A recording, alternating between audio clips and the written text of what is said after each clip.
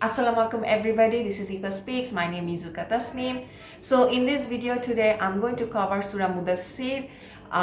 This is like the first time I'm covering this surah on my channel, and the ayats that I am going to talk about today are ayat number 30 and 31.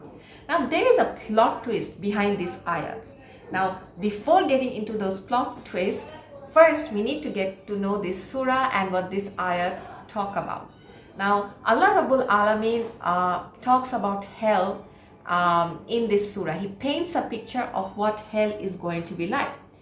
And there's a place in hell called Sakar. And in ayat number 30, Allah Rabbul Alamin says that this place or Sakar is overseen by 19 keepers or angels, in other words. This is ayat number 30. So when our Rasul received these ayats, he was in Makkah. And whenever he would receive ayats, he would immediately go out to people and preach them. It did not matter if they liked to hear the ayats of like the Quran and everything, if they liked our Rasul, it was his job, and it was an extremely difficult job. Like the things he faced in his life while he was in Makkah from the mushrikun, from the pagan worshippers, are very well documented in like Islam, and there are books and everything, so you can go and read. Trust me, it will shake your soul. It will shake your soul the way they treated our Rasul. Anyway, so when Abu Jahal got to hear this ayat number 30, that there is a place in hell which is called Sakar, and it is guarded by just 19 angels. He said, I can face 19 angels. 19 angels is nothing for me. In fact, I can overthrow 10 angels with one hand and the rest of the 9 angels with my other hand. It's nothing for me. Now, to those of you who do not know who Abu Jahal is, Abu Jahal was an enemy of Islam and our Rasul through and through. Like, he was a really bad person. If like the whole Islam is a movie, Abu Jahal will definitely be its ultimate villain.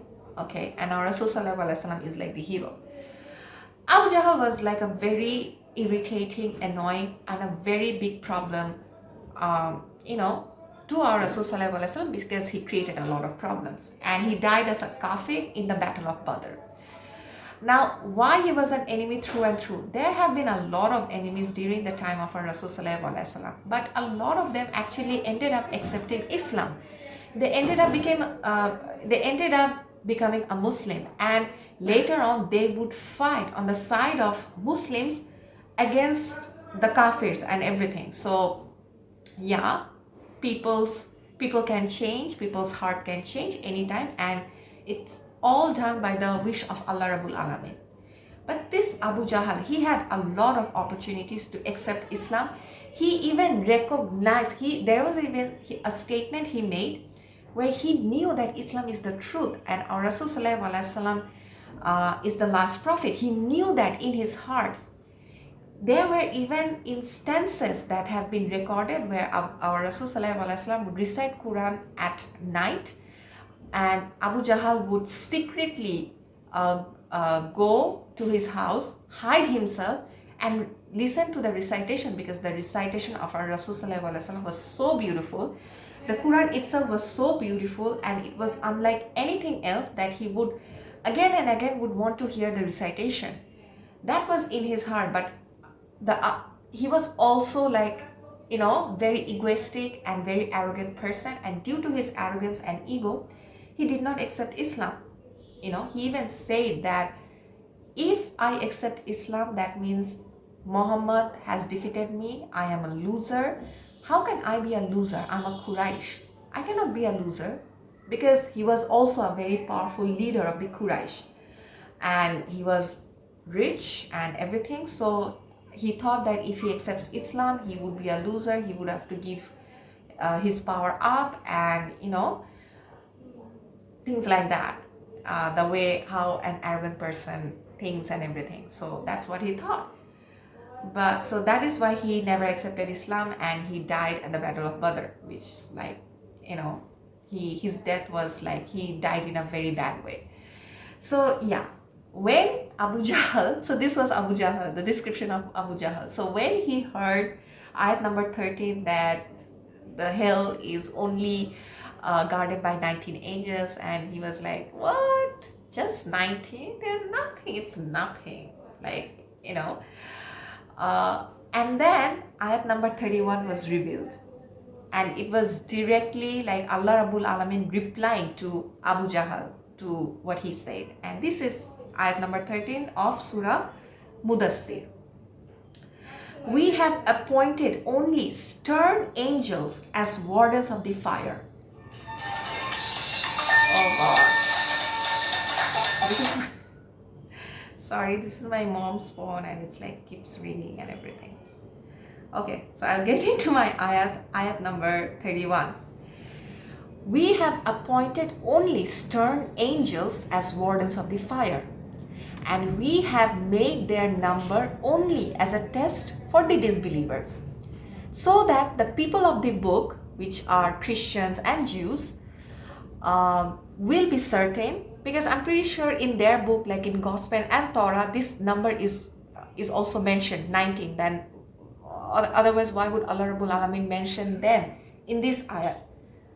So it's a way that Allah Rabbul Alamin is trying to trying with people to, so that they recognize that yes, these ayats, the Quran and Rasul Sallallahu Alaihi Wasallam are the truth, so that the people of the book will be certain and the believers will increase in faith, and neither the people of the book nor the believers will have any doubts, and so that those hypocrites, Abu Jahal, with sickness in their hearts, and the disbelievers will argue, what does Allah mean by such a number? In this way, Allah leaves whoever He wills to stray and guides whoever He wills. And none knows the forces of your Lord except He. And this description of hell is only a reminder to humanity. Now the last two sentences, and none knows the forces of your Lord except He. The forces of your Lord means the forces of Allah Rabbul Alamin. Here He's talking about the angels. We actually do not know how many angels He has in the seven heavens, in hell, in heaven. We actually do not know. But one thing we know is that it's huge in number. It's beyond our comprehension. It's beyond our imagination. Okay? We cannot even fathom how many angels He has that obeys Him, both in hell and heaven, and in seven heavens. And there are also angels around us who are constantly guarding us. There are also angels around me right now who is like listening to me right now. There are also angels like on our two shoulders who are like recording me right now. Oh my gosh. So yeah, they're like a lot. So yeah, we just have to understand that this is something beyond our comprehension, and He has a lot of armies. Allah Rabbul Alamin has a lot of armies. And the last sentence He said, and this description of hell is only a reminder to humanity. It's only a reminder. Yes, it's supposed to scare us a lot, because the description, if you read the description in Surah Mudassir, it will scare you, obviously. So, but here in Allah Rabbul Alamin says the believers, okay, your iman, like our faith, will increase listening to this description. Yes, it will scare us, okay, but it will also increase us in our iman. So there is also a benefit to listening to the description of hell. And Quran also contains description of heaven and everything. So yeah, it's not all bad news or scary news. So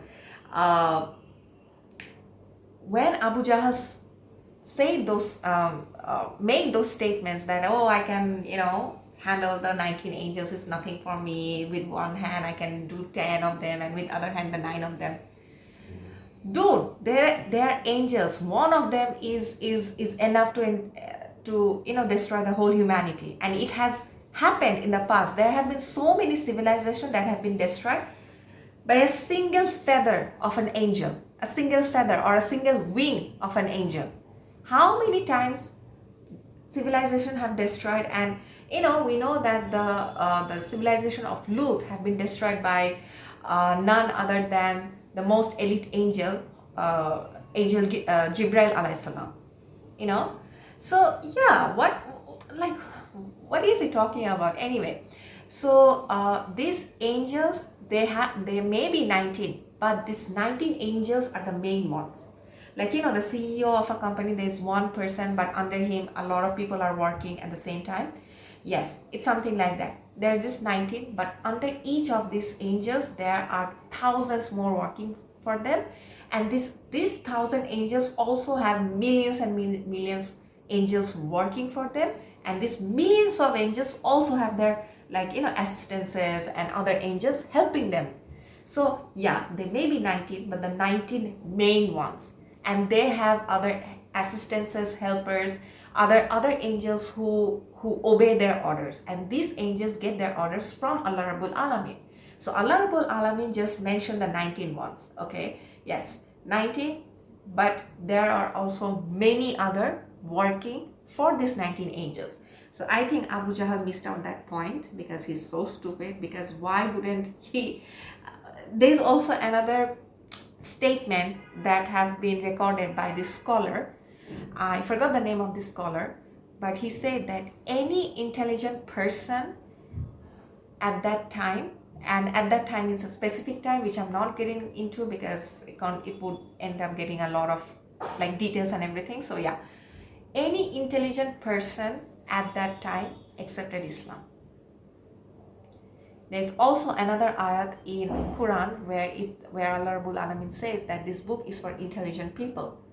And Abu Jahal making statements like this, not accepting Islam, creating lots of problem for Rasulullah and other Muslims, it's the conclusion is clear. He was stupid. He was very stupid. So yeah, this was another video I wanted to make on Surah Mudassir, ayat number 30 and 31. I'll give the description or what these ayats are saying in the description. Please do check these ayats, and not only these ayats, please do check the whole surah out. There you can learn a lot about hell yes. So assalamu alaikum everybody. I'll see you in the next video.